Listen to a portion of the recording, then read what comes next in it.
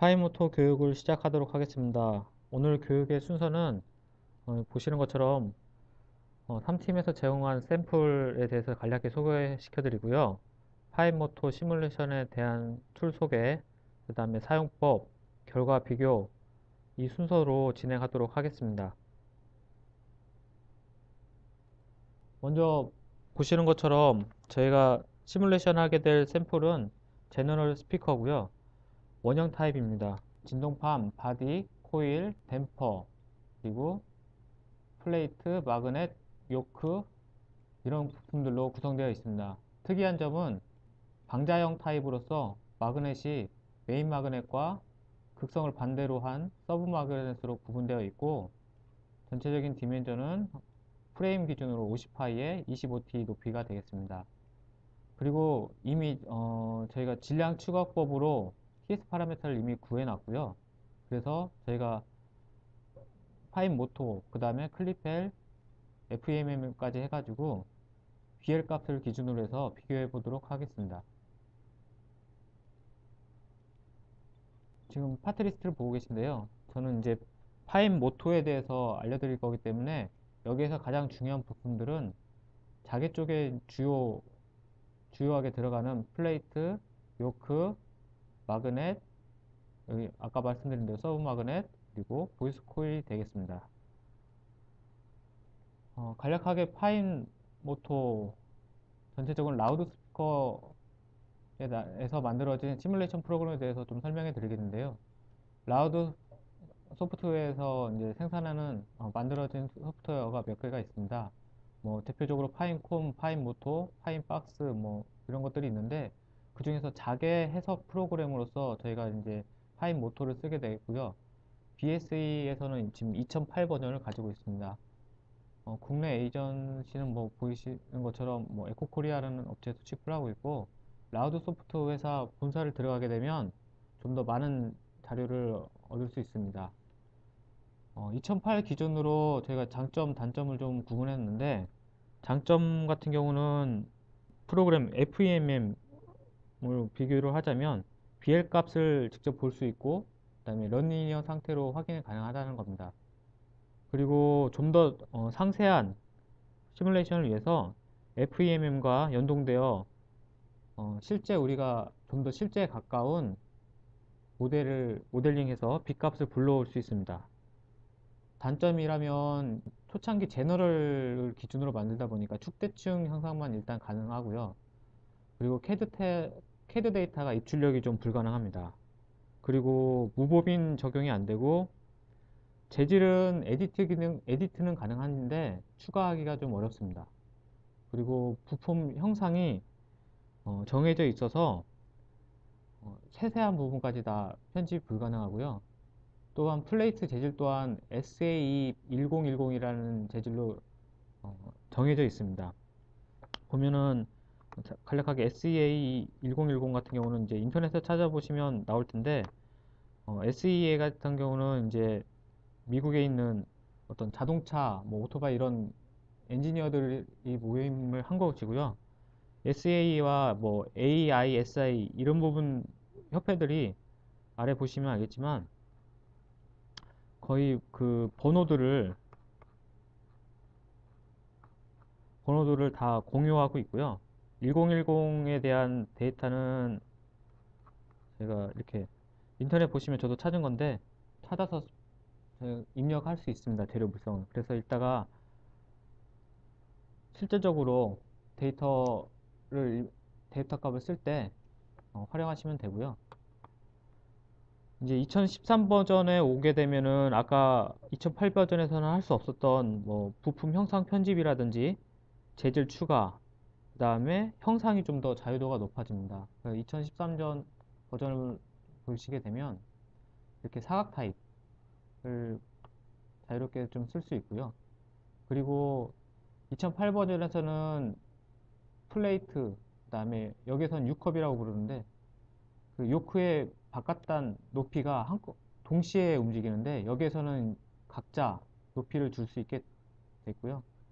2008 버전에서는 이런 모터에 대한 이런 정해진 것만 딱 정해진 사이즈만 해서 움직일 수가 없었는데 폴피스라든지 이런 부분들이 이 컷 부분들을 세세하게 좀 더 편집할 수 있는 기능이 추가되었습니다.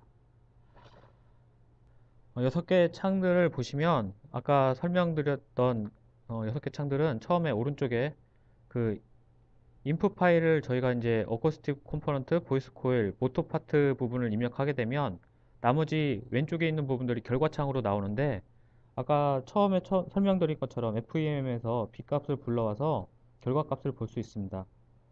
실제로 파일 모터를 열어서 이제 보실 텐데요. 제가 설명했던 부분들이 이제 다 나와 있고요.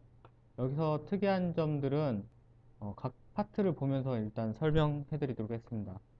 먼저 파일에 가면은 일반적인 윈도우 창처럼 새로 프로젝트를 구성할 수도 있고요. 어태치 플러스 파일이라고 해서 FMM, 여기서는 지민이라고 포맷으로 표현되어 있는데 이런 다른 외부 프로그램에서 포맷을 불러올 수도 있고요.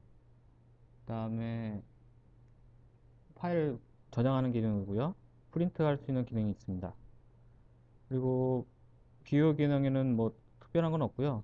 툴바를 감추거나 뭐 툴바를 여는 기능, 그 다음에 힌트 바라고 그래가지고 이 아래쪽에 보면은 코멘트가 달립니다. 그 부분을 없앨 수도 있고 이제 생기게 할 수도 있습니다. 옵션에 가면은 여러 가지 이제 스텝들이 보이는데 여기서부터는 처음에 보이는 이 네 가지 스텝은 이 아랫부분에 총 16개 스텝에 이제 그 결과물들이 저장이 되는데요. 이 결과물들을 어떻게 저장할 것이냐를 나타냅니다. 그래서 보시면 처음에 돈 스텝 같은 경우는 스텝들을 형성하지 않고요. 이 첫 번째 1번에다가만 계속해서 새로운 결과물들을 계속해서 오버랩 시키는 기능이고요. 스텝 2 넥스트 커브는 할 때마다 새로운 스텝을 생성합니다. 그리고 스텝 2 넥스트 프리 커브는 앞에 있는 스텝 2 넥스트 커브와 같은 기능인데 어떤 게 다르냐면 윗부분에 있는 스텝 2 넥스트 커브 같은 경우는 새로운 뒷부분에 예를 들어 결과물이 있다면 그 결과물을 지우고 업데이트를 시키는 방면에 세이브 스텝 2 넥스트 프리 커브 같은 경우는 다음 저장할 그 스텝에 어떤 결과물이 있으면 건너뛰고 3번을 생성이 됩니다. 그리고 리셋 뷰 온 파일 로드 같은 경우는 보시는 것처럼 그 파일을 지우면서 다음 스텝이 생성하게 됩니다. 그리고 보시면 BL 커브와 뭐 QT 커브에 대해서 나와 있는데 그래프 창을 보시게 되면은 크게 세 가지 그래프로 구성되어 있습니다. 이렇게 가장 진한 선이 이제 SPL 곡선이고요. 그 다음에 보시게 되면 이제 BL 곡선, 그 다음에 QT 곡선, QTS 곡선으로 표시가 되어 있고요. 나중에 이제 결과로 확인할 수 있는데 이 세로축에 이 점선이 하나 있는데 이 부분이 지금 코일 센터가 어디에 위치했는지를 보여줍니다. 그래서 노란색 부분 에어갭보다 우측에 있을 경우는 오버항으로 설계된 것이고요. 노란색 갭 안쪽으로 되어 있으면은 언더항으로 설계된 것입니다.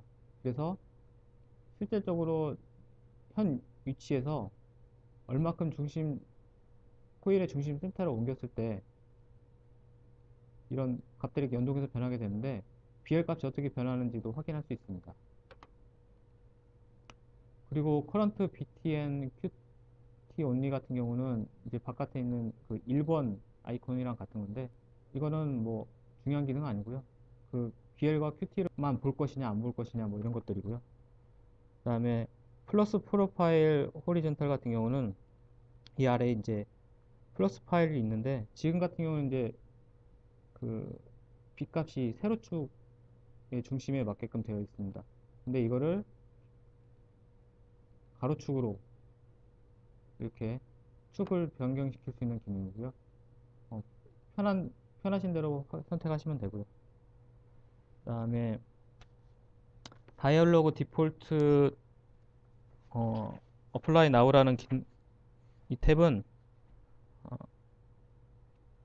어, 이거는 뭐 써봤는데 정확히 어떤 기능인지 모르겠는데 특별히 변하는 것도 없습니다. 그래서 뭐 찾아봤는데 뭐 오류로 들어가 있다는 그런 설명도 있어서 뭐 아마 추후 버전에서는 아마 없어질 것 같습니다. 이건. 다음 부분은 뭐 이제 컬러 같은 경우 뭐 지정해 줄 수 있고요.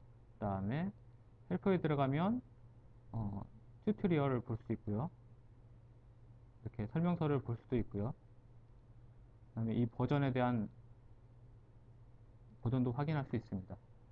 아까 설명드린 것처럼 이 지금 그래프 창이 있고요. 그래프 창에서는 각 SPL, 그다음에 BL, QTS를 볼 수 있고, 그다음에 코일의 센터점을 볼 수도 있고요. 그리고 메케닉 파라메터 창에서는 보이스 코일, 이쪽 보이스 코일에서 설계한 자료들이 이쪽으로 넘어옵니다. 그리고 전체적인 설계가 맞추게 되면 PS 파라메터 값이 여기서 보여지게 되고요. 그리고 보이스 코일과 이제 모터 파트를 전체적으로 설계를 하게 되면 B 값이 나오게 되고 그에 따라서 BL 그래프가 표시가 됩니다. 먼저 순서는 아까 설명드린 것처럼 보이스 코일 쪽 데이터를 집어넣고요. 그런 다음에 어쿠스틱 파트를 집어넣고 모터 파트를 설계하는 식으로 입력하는 식으로 진행하도록 하겠습니다. 먼저 보이스 코일 탭을 선택을 하게 되면 창이 하나 새로 뜨고요. 거기에 보면은 이제 그 재질이라든지 크기를 집어넣을 수 있는 보이스 코일 인사이드 크기를 집어넣을 수 있는 창이 보입니다. 와이어 타입은 주로 라운드와 그다음에 사각 타입 두 개가 있고요. 저희들은 이제 라운드 타입이기 때문에 라운드를 선택하고 저희가 이제 PSW라는 코일인데 카파 계열입니다. 그래서 카파를 선택하고 아까 설명드린 것처럼 무보빈 타입은 되지 않습니다. 그래서 저희가 실제로 썼던 캡톤 보빈 타입을 설정했습니다. DCR 값이 3.5, 그다음 인사이드 20.3mm, 그리고 레이어는 이제 4레이어입니다. 그리고 포머 두께가 0.1T, 이걸 지정을 한 후에 어플라이를 누르게 됩니다. 그렇게 되면 이제 적용이 되고요. 여기서 중요한 점은 우리가 실제로 설계한 부분과 이제 시뮬레이션 들어가는 데이터들이 맞아야 되는데요. 처음에 메케니컬 파라메타 부분 이 부분에 대해서 이제 결과 보이스콜에서 입력된 결과가 이제 보인다고 했는데 실제로 설계한 데이터입니다. 이 데이터와 비교를 해보면 토탈 매스가 1.766g, 여기서는 1.77g하고 유사하고요. 턴수도 여기서 91턴, 92턴 가깝고 94턴 유사합니다. 근데 이게 제가 왜 보면 스트레치가 35%까지 올라가 있는데 저희가 이제 그 프로그램을 시뮬레이션 동영상을 만들면서 쭉 검토를 해본 결과 처음에는 이 스트레치가 0으로 맞춰져 있는데 이렇게 되면은 보시다시피 실제 설계한 데이터하고 맞지가 않습니다.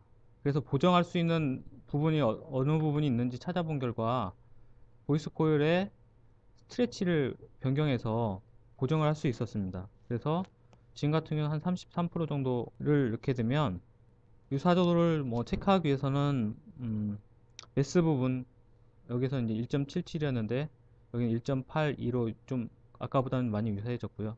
턴수도 아까 94턴 거의 유사하게 됐고요. 근데 여기서 이제 뭐 전체를 다 맞출 수는 없고요. 이런 폭 같은 경우는 지금 권폭은 여기 6mm로 표시되어 있는데 여기 5.42mm입니다. 이런 부분들은 뭐 맞출 수 없는, 그러니까 권폭을 중요하게 생각할 것 같으면 6mm 가깝게 맞추셔야 되고요. 중량이라든지 어떤 턴수가 중요할 것 같으면 중량의 턴수 정도에 포커스를 두고 맞추셔야 됩니다. 근데 이제 BL 값을 구하기 때문에 저 같은 주로 턴수라든지 권폭을 중심으로 해서 맞추시는 게 아마 좋을 것 같습니다. 이번에는 어쿠스틱 컴포넌트 부분을 설명해 드리겠는데요. 이 부분은 이 부분도 마찬가지로 저희가 알고 있는 데이터를 넣게 되면 됩니다. 다이어 프레임 지름을 먼저 넣게 되면 되는데요. 이거는 그 파인콘에서는 이제 제너럴 타입의 기준을 하고 있기 때문에 엣지의 만곡점 차이를 넣으라고 되어 있고요. 저희 같은 경우는 이제 그 클리펠 스캐너가 있기 때문에 스캐너에서 실제로 스캔을 해서 얻은 값을 넣었습니다. 그리고 MMS에서 보이스콜의 무게를 뺀 값을 넣게 되어 있는데, 보이스콜 탭에서 계산을 하게 되면 보이스콜에 대한 무게가 이렇게 나오는데, 이 무게를 알고 있는 MMS에서 빼게 됩니다. 여기도 마찬가지로 저희가 이제 클리펠을 가지고 있기 때문에 클리펠로 측정한 MMS 값에서 코일 무게를 뺐습니다. 그리고 이 부분은 포머 이제 QMS가 이 파인 모터에서는 포머의 그 매트리얼 재질의 성분으로부터 이제 가져오게 돼 있고요. 이걸 해제해서 이제 QMS를 넣어도 상관은 없습니다. 레졸런스 같은 경우는 저희가 이제 이것도 마찬가지로 저희가 클리펠 데이터에서 다 갖고 온 건데, 만약에 클리펠 데이터나 이런 것들이 없어서 목표하는 주파수가 있다면 목표하는 주파수를 넣으면 되시고요. 그리고 또 좀 더 자세하게 부품별로 레졸런스를 확인하고 싶을 경우에는 여기서 이제 유즈 부분에 체크를 하시고 각 파트별로 이제 넣으시면 됩니다. 크게 두 부분으로 나눠져 있는데요. 콘 플러스 서라운드와 스파이더 부분으로 나눠져 있습니다. 먼저 콘 플러스 서라운드 부분에 대해서 예를 들어 50Hz 정도 넣게 되면 자동적으로 컴플라이언스가 나오게 되어 있고요. 그 아래에 있는 스파이더 부분에 대해서 마찬가지로 일반적으로 이제 50g 기준으로 뭐 1mm 변이를 시키게 되면, 짜리 변이를 시켰다고 하면 뭐 그거에 대한 주파수가 나오고, 이 두 개에 대한 컴플라이언스를 계산을 해서 그걸 바탕으로 주파수가 나옵니다. 이 주파수가 실제적으로 우리가 목표로 하고 있는 여기에선 224Hz가 맞는지를 확인하시면서 두 부품에 대한 레조넌스를 바꾸시면 됩니다. 뭐 이렇게 세밀하게 쓰셔도 되고요.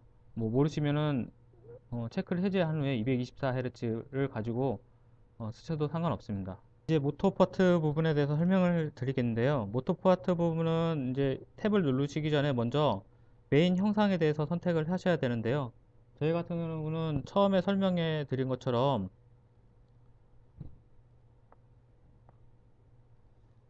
일반 제너럴 스피커 타입인데 방자형 스피커입니다. 그래서 메인 마그넷이 있고 서브 마그넷이 옆극으로 해서 붙어 있는 형상이고요. 다행히도 여기 그 형상이 있습니다. 그 형상 선택해 주시고요. 만약에 이 형상이 아닐 경우에는 다른 탭들을 눌러 보시게 되면 어, 이런 여러 가지 형상들이 있어서 그에 맞는 탭을 선택해 주시면 되고요. 저희 같은 경우는 이제 방자형 타입이기 때문에 이렇게 선택을 했고요. 오토 파트 부분을 눌러 주시게 되면 오토 파트 부분에 대해서 재질과 뭐 사이즈를 선택할 수 있게 되어 있습니다. 실제로 N38을 사용했기 때문에 이 중에서 저희들은 N38 그레이드, 실제로 SH 그레이드는 아니지만 그래도 가장 유사하기 때문에 38 그레이드를 선택을 했고요. 마그넷 사이즈 같은 경우는 저희가 뭐 이 네 가지로 고정이 되어 있는데, 저희 같은 경우는 이제 이 타입이 아니기 때문에 저희가 이제 직접 선택할 수 있게끔 선택을 하고요. 그다음에 뭐 저희가 이제 프레임 같은 경우는 ABS 프레임이기 때문에 스틸 프레임 선택하지 않았습니다. 그리고 에어갭에 대한 리키지는 저희가 정확히 모르기 때문에 추정할 수 있는 값을 선택을 했고요. 나머지 부분들에 대해서는 정확한 측정이라든지 제조사에서 적용된 값들이 아니기 때문에 옵티마이즈한 값들을, 그러니까 처음에 프로그램에 세팅된 값들을 쓰도록 하겠습니다. 그리고 이 아래 그 중요한 점은 이제 페로폴로이드를 사용할 수 있는데, 저희 뭐 일단 쓰지 않기 때문에 쓰진 않지만, 만약에 쓸 경우 페로폴로이드 그 업체 홈페이지에 들어가면은 페로폴로이드에 대한 어떤 값들이 있습니다. 그걸 집어넣으시면 됩니다. 그리고 이 아랫부분들은 CAD에서 불러 확인할 수 있는 그런 데이터들을 넣으시면 되고요. 그리고 아까 그 마그넷을 저희가 이제 직접 넣게 되어 있는데, 여기 에디트 창을 열게 되시면 뭐 바깥지름, 안지름 뭐 이런 길이들을 넣을 수 있습니다. 그렇게 되면 이제 기본적으로 세팅이 되는 거고요. 여기서 중요한 점은 나머지 부분들은 다 저희가 이제 편집이 가능한데, 여기 보면은 이제 파란색으로 표시되는 부분들이 있습니다. 이 파란색으로 표시된 부분은 나머지 부분들을 다 입력했을 때 그 옵티마이저하게 정해지는 값이거든요. 이 부분은 편집을 할 수 없습니다. 2008 버전에서는, 저희가 갖고 있는 2008 버전에서는 어렵고, 2000 업데이트 때는 2003 버전에는 가능한 걸로 알고 있습니다. 지금까지 우측에서 이제 입력한 값들로 인해서 좌측에 이제 결과 창들이 보여집니다. 보시게 되면 이제 뭐 대표적으로 TS 파라미터가 보일 거고요. 그 다음에 아까 보이스 코일에서 입력했던 그 메케니컬 파라미터들이 보입니다. 그리고 B 값과 BL 커브, B 값과 BL 커브로 유추해낸 이제 음악 그래프와 BL 커브, QT 커브가 이제 보이게 됩니다. BL 커브를 보시게 되면 지금 센터에 위치하고 있지 않은 걸 알고 있습니다. 보이스 코일이 센터에 위치해 있지 않고 정점에서부터 82% 떨어진 부분을 보시면 코일 인 쪽에서는 1.95 위치가, 그 다음에 코일 아웃 쪽에서는 1.52 표시가 되어 있어서 정위치에 있지 않습니다. 그래서 코일 센터를 맞춰주면은 좀 더 베스트한 자개가 될 텐데요. 아래는 이제 B커브를 옮길 수 있습니다. B커브를 이제 클릭을 해서 좌우측으로 움직이게 되면 저 BL 커브가 움직이게 됩니다. 그래서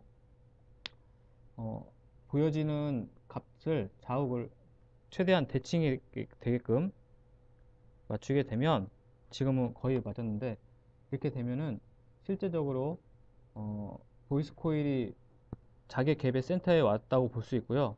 가장 베스트한 설계라고 볼 수 있습니다. 가장 좋은 상태에서 TS 파라미터를 구할 수 있고, 그 다음에 음압을 확인할 수 있습니다. 끝으로 특정한 데이터와 시뮬레이션 데이터를 비교할 텐데요. 그 비교는 BL 값으로 비교를 하겠습니다. 실제 측정한 데이터, 그러니까 저희는 이제 클리페로 측정했는데요. 보이는 거와 같이 이렇게 한쪽으로 기울여져 있습니다. 이 데이터와 먼저 저는 FEMM으로 시뮬레이션한 그래프를 비교하겠습니다. 보시면 알겠지만 경향성은 유사하고 값이 다른 걸 볼 수 있습니다. 그리고 이 데이터의 BL 커브를 캡처해서 비교해 보도록 하겠습니다. 보시는 것처럼 경향성이 아주 다른 걸 볼 수 있는데요. 그 이유는 물성치가 정확히 들어가지 않아서 그렇습니다. 파인 모토에서는 그 런 리니어 값이 아닌 대표값만 물성치로 쓰였고요. 그나마 이제 FEMM에서 런 리니어 값을 집어넣기 때문에 클리펠 데이터와 경향성은 유사하게 나온 겁니다.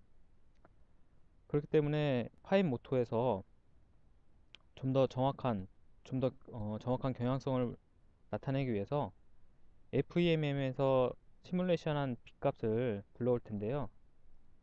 이 자료는 제가 이제 미리 FEMM에서 시뮬레이션을 완료한 상태고요. B값을 보기 위해서 이제 범위를 선택해 주고요. 그래프를 출력하는 방식을 텍스트 파일로 할 텐데요. Write Data to Text 파일을 체크해 주시고요. No Legend를 선택하신 후에 OK를 하면 저장을 할 수 있습니다. 이렇게 저장된 파일을 파인 모토에서 파일에서 어태치 플러스 프로파일에서 지미니 포맷으로 해서 불러오도록 합니다. 이렇게 해서 불러오게 되면 방금 BL 커브가 변경된 것을 확인할 수 있으시고요. 이 커브를 마찬가지로 캡처를 해서 비교를 합니다. 방금 전 그래프하고 많이 차이가 보이는 걸 확인하실 수 있습니다. 경향성이 많이 유사해졌죠. 하지만 FEMM도 그렇고 파인 모터도 그렇고 정확한 물성치가 아니기 때문에 실측치하고는 좀 차이를 보이는 걸 볼 수 있습니다. 이런 부분들은 물성치를 에디트 하시면서 보정해서 쓰시면 될 것 같습니다. 이상으로 파인 모터 강의를 마치도록 하겠습니다.